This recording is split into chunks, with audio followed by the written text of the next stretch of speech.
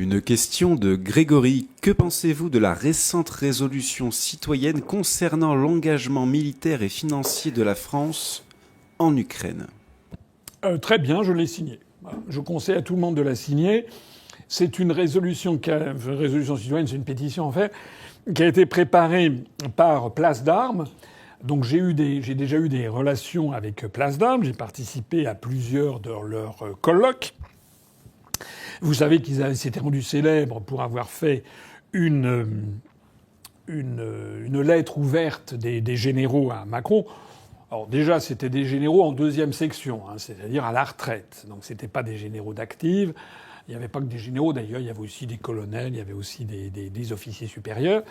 Et par ailleurs, c'était quand même, le ton était quand même modéré. Mais néanmoins, ça avait fait quand même assez scandale, rappelez-vous, parce que c'était la première fois, peut-être, depuis la guerre d'Algérie, qu'on voyait que l'armée se faisait un petit peu, donnait un petit peu de la voix, même d'une façon assourdie.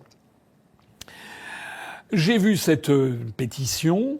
Moi, je l'ai trouvée très bien, puisqu'il réclame tout simplement d'appliquer la Constitution. Voilà. Puisque Macron, vous le savez comme moi, j'ai été d'ailleurs, on ne peut pas dire que j'ai ménagé Macron, puisque je suis sans doute l'un de ses critiques les plus assidus et les plus précis. C'est moi qui ai lancé l'idée de la procédure de destitution dès 2018. C'est moi qui ai lancé en invoquant l'article 68. C'est moi qui ai demandé à ce que l'on fasse la censure de ces gouvernements. C'est moi qui ai proposé que l'on mette le président de la République et l'ensemble des ministres sous des contrôles de psychotropes, etc., réguliers, suite à l'affaire de la Germanwings qui s'était écrasée. Vous savez, dont le copilote avait écrasé l'avion, un Airbus A320 dans les Alpes de Haute-Provence. Donc on ne peut pas dire que je sois quelqu'un qui soit particulièrement coulant avec Macron. Et j'ai effectivement dit avec d'autres que c'est absolument scandaleux. L'engagement en Ukraine sans que les députés n'aient à se prononcer, les parlementaires, et pareil pour l'accord de coopération franco-ukrainienne. Parce que jamais il y a eu ça. Et donc, ce que demande cette tribune, cette pétition, eh bien, c'est qu'il y ait, que le président de la République respecte la loi. Il y a d'ailleurs, j'ai noté, alors moi je l'ai signé, d'ailleurs mon nom, parce que c'est pas ouvert uniquement aux militaires, c'est également ouvert aux civils. Et donc la dernière version que j'ai vue aujourd'hui, j'ai vu qu'il y avait 14 000 signatures déjà, c'était pas mal. J'ai été très impressionné par le très grand nombre de militaires, des généraux d'armée, des généraux de corps d'armée, des généraux des différentes armes, des officiers supérieurs de toute nature, des colonels, des lieutenants-colonels, des lieutenants, des capitaines, etc., etc. J'ai été impressionné. Et j'ai été des sergents. J'ai été impressionné aussi par le fait qu'il y en a beaucoup qui sont en activité, qui ne sont pas en deuxième section.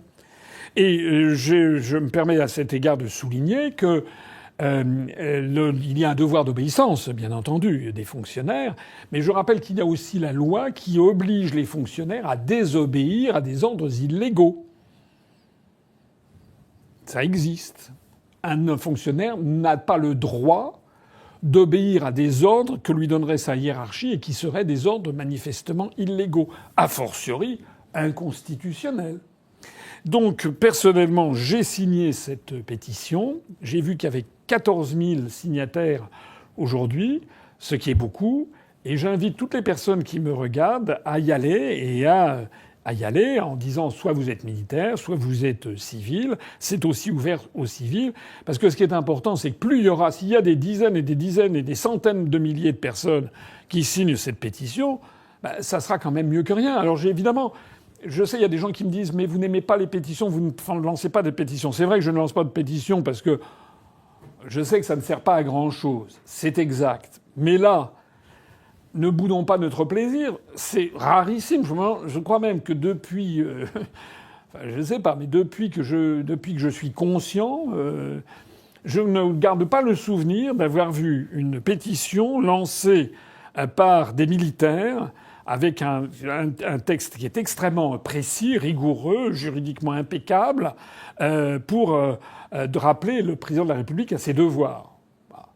Donc, bien sûr que probablement Macron n'en tirera pas de conséquences, c'est possible, mais il va être embarrassé. Et s'il y a des centaines de milliers de personnes qui signent, il sera très embarrassé.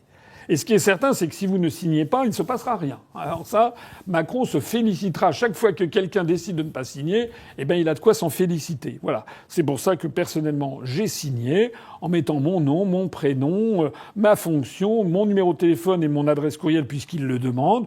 Je suppose, il y a certains qui sont réticents. Je suppose que si on met pas son numéro de téléphone, on ne doit pas être fustigé. Mais je pense que c'est également pour être sûr que ce sont des vraies personnes, pour éviter que ce soit des trolls, des usines à trolls ou des fermes à trolls, comme on dit. Et voilà. Et puis il y a un moment à partir duquel, on est des adultes. Voilà. Il faut arrêter de se cacher derrière son petit doigt. Voilà. Parce que la France, elle va pas se redresser si on a des gens qui ont peur de prendre leurs responsabilités. Là, c'est pas une grosse responsabilité à prendre, mais c'est une responsabilité vis-à-vis de vos conjoints, de vos parents, de vos amis, de vos collègues, de vos enfants, de vos petits-enfants, de tous vos proches. Vous devez, à mon avis, signer cette pétition. Je le dis d'autant plus qu'on ne m'a absolument pas sollicité pour la signer, ni même pour la rédiger. Donc je suis totalement libre et eux aussi, mais je leur apporte bien volontiers mon soutien parce que je pense que c'est une bonne action. Et d'ailleurs, vous verrez, il y a un certain nombre de signatures de militaires de très haut rang que vous reconnaîtrez et qui, d'ailleurs, sont des gens qui, en réalité, disent la vérité sur ce qui se passe dans nos relations avec l'Ukraine. Voilà. La situation, elle est gravissime en ce moment avec l'Ukraine. Vous avez vu, j'en profite d'ailleurs pour terminer là-dessus, que le camp de Donald Trump et Marco Rubio ont dit, écoutez, voilà, nous, notre plan, c'est ça, c'est que la Russie, vous donnez à la Russie les oblasts de Zaporozhye, de Kherson, de la République de Louhansk, la République de Donetsk, plus la Crimée. L'Ukraine s'engage à ne jamais rentrer dans l'OTAN. Il y a la liberté de circulation sur le Dniepr. Et puis, il y a la centrale de Zaporozhye dont on partage la production électrique entre l'Ukraine et la Russie. Voilà. C'est ce qu'ont dit les Américains. Semble-t-il. Et il semble... Alors déjà, c'est un plan médian. Je pense que la Russie ne peut pas accepter ça, d'autant plus que, si j'ai bien compris, c'est sur la ligne de front et non pas c'est l'ensemble des oblasts qui seraient rattachés. Je pense que la Russie qui est en train de gagner sur le terrain, je vois pas pourquoi elle s'arrêterait comme ça et pourquoi elle ne prendrait pas également l'oblast d'Odessa qui lui permettrait de rejoindre la Transnistrie. Et puis Odessa, c'est une ville qui a été construite par les Russes en 1782, je crois. Donc à mon avis, les Russes voudront aller achever le travail. En revanche, de toute façon, ce qui a mis tout le monde d'accord, semble-t-il, c'est que... Comment s'appelle-t-il ? C'est que Zelensky a dit qu'il était hors de question de donner la Crimée. Alors là, si Zelensky ne veut même pas céder la Crimée, ça veut dire qu'il est fou, quoi. Il vit dans un monde de dingue. Parce que s'il y a une chose qui est certaine, on peut pas dire que j'ai dit le contraire. Ça fait depuis 2022 que j'explique. Et là, je renvoie à toutes mes vidéos, la vidéo sur l'histoire de l'Ukraine, la vidéo sur la Crimée. Moi, je suis allé en Crimée, etc. Allez-y, allez regarder toutes mes... Voilà, la Crimée qui a été russe, qui a été créée par les Russes, conquise par les Russes à la fin du XVIIIe siècle par Potiomkin sur les Khanats qui dépendaient de l'Empire ottoman, de la Sublime Porte. La Crimée qui a été russe depuis 1794 jusqu'en 1954. Et en 1954, Khrouchtchev qui la donne comme ça pour faire bien à l'Ukraine. Voilà. Donc ça va pas, et qui est peuplée à 98% de russophones et russophiles. Si Zelensky dit qu'il ne refuse de céder la Crimée, ça veut dire quoi ? Ça veut dire qu'il refuse la paix, tout simplement. Tout simplement. Alors ça veut dire quoi ? Ça veut dire que vous avez vu ce qu'a dit Trump. Dans ces conditions, nous, on s'en va. Alors si l'administration américaine s'en va, sur le thème, pensez-moi cette expression familière, démerden Sie sich, comme on dit, c'est vous démerdez. Vous, les Européens, vous démerdez avec Zelensky, avec c'est évidemment, on est dans une situation catastrophique. Parce que sans le parapluie américain, on ne sait plus quoi faire. Voilà.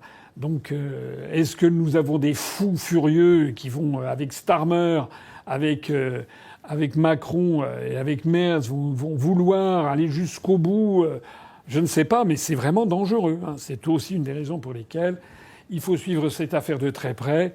Et puis espérer que Zelensky va dégager maintenant au plus vite et que les Américains vont essayer de faire revenir à la raison Macron, qui en fait ne fait ça que par vanité personnelle. Et il est vraiment grand temps de le destituer. Mais vous savez que le Rassemblement national s'y refuse, comme les Républicains d'ailleurs.